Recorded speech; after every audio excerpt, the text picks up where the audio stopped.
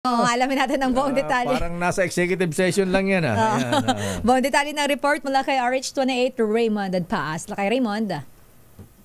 Elaine at Mayor iminungkahi ni Senador J.B. Ejercito na dapat ay ipatawag din sa pagdinig ng Senate Blue Ribbon Committee ang mga district engineers ng Department of Public Works and Highways na sangkot sa mga anomalyang flood control project. Ayon kay Ejercito, hilingin niya kay Senador Rodante Marcoleta bilang chairman ng Senate Blue Ribbon Committee na ipatawag ang mga district engineers na sabit sa mga ghost projects, lalo na ang Bulacan First Engineering Office na tinawag na notorious sa korupsyon. Babala ng senador kung hindi haharap ang mga ito ay mismo siya ang magmomosyon para sila ay isubpina. Partikular na tinukoy ang mga district engineers na binanggit ni Senator Ping Lacson sa kanyang privilege speech na sina Engineer Henry Alcantara at Bryce Hernandez ng Bulacan First Engineering District. Ito ay bago pa man maaresto si Engineer Abelardo Calalo ng Batangas First Engineering District sa tangkang panunuhol kay Congressman Leandro Leviste ng lalawigan ng Batangas. Raymond, ito si R.Y. Mayor. Sino ba doon yung papasok na opisina na naka-Ferrari? Hindi binabanggit eh. Mm-hmm. Kung pero taga-Bulacan yun eh. Oo. Dito kasi sa pag yung sa parking area, mayo komisan nga magugulat ka dito kahit sa harapan may mga dumarating na mga high-end na mga sports vehicle. Oh. Pero kung sa mga senador yan, ay dito sa ilalim sila nakaparking ng Senate building. Pero pag sa harap, doon sa may flagpole, mga bisita yan ng mga senador. Talaga? So yung mga nagpupunta sa Senado na bisita, naka Ferrari, mga ganyan, naka luxury car, SUV, ayan, parang kay Jel Torre. Iba ang dating ni Jel Torre, SUV na Cadillac. Ayun ba yung sa Zamboanga? Ay, Zamboanga ba yun? Ewan ko saan lugar yun. Yung itim? Oh, yung itim, ayan. Binili ba ng PNP kaya yan? Sino ba ang procurement na ng PNP? Ayan, regalo. Baka naman doon lang yun sa lugar. Pinahiram lang. Pagamit ni Lord. Baka pinaservice. Ganun ba yan? May mga din dyan, Mayor, na pag ganyan, lalo na kung Mindanao area at saka yung mga may mga security concern, may mga nagpapahiram na mga bulletproof na SUV. Yun naman pala eh. Baka nga.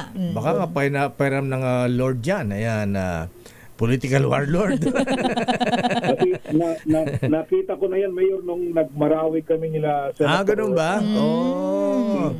Si Senator Bato ay yung kanyang kaisa-isang bulletproof na SUV, talagang niroro ng mga bata niya. Para pagdating niya doon, yun ang ginamit doon sa area ng Marawi. Si Senator Bato? Chief PNP pa siya noon. Chief PNP pa siya noon. Pero yung iba, nalaman natin, yung mga kwento na kapag halimbawa ang Chief PNP ay darating sa isang rehiyon na mayroong mga security concern, yung mga regional director nang hihiram doon sa mga kaibigan nila na may mga SUV na bulletproof, yun ang ipinagagamit. Hindi natin alam kung yan din ang sitwasyon sa binabanggit nyo, Mayor at ayan, di ko alam. Pero pag baba ni Jel Torre, saya, parang rockstar. Parang tumanong pa yata doon sa SUV pagbaba.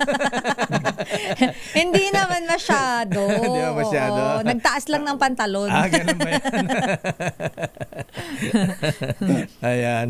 Anyway, so ganun pala. Sa bagay sa Mindanao kasi, Raymond, sabi na ating mga bubit dyan sa Mindanao, Sister L, pagka wala kang politiko ka at wala kang mga SUV, wala kang maraming convoy, pipitsugin kang politiko. Ay mga ganun nga dyan Pucho-pucho sabi nga nila. Yan, kaya para malamang makita ka nga big time ka, ayan, may sinasabi, ayan, warlord ka. Kailangan may mga convoy kang ganyan. Ayan, Hindi pa pala yun. Pero pagdating sa Davao, hindi ubra kay dating Pangulong Digong noon. yung mga armas na ni Miswari. Hanggang checkpoint. Pagdating checkpoint, babay armas dito, hindi pwede rito sa Davao. Parang yan Digong. Limited, para hanggang 2 lang yata ang escort ang pwede doon paglampas ng kabilaan niyang checkpoint, Mayor, di ba? Kung galing ka dito sa bandang Jensan at saka Kidapawan area at saka doon sa kabila kung galing ka naman ng Davao del Norte, may mga checkpoint dyan, yung Task Force Davao, hinaharang na yung mga napakahahabang convoy, lalong-lalo na yung mga nanggagaling dati sa area ng Maguindanao. Ayan, oo. So, kung naipapatpat sa Davao nun, di ba pwede rito? Okay, Brad. So, may sumang-ayon ba dun sa proposal ni The Good One? Ayan, Senator JB.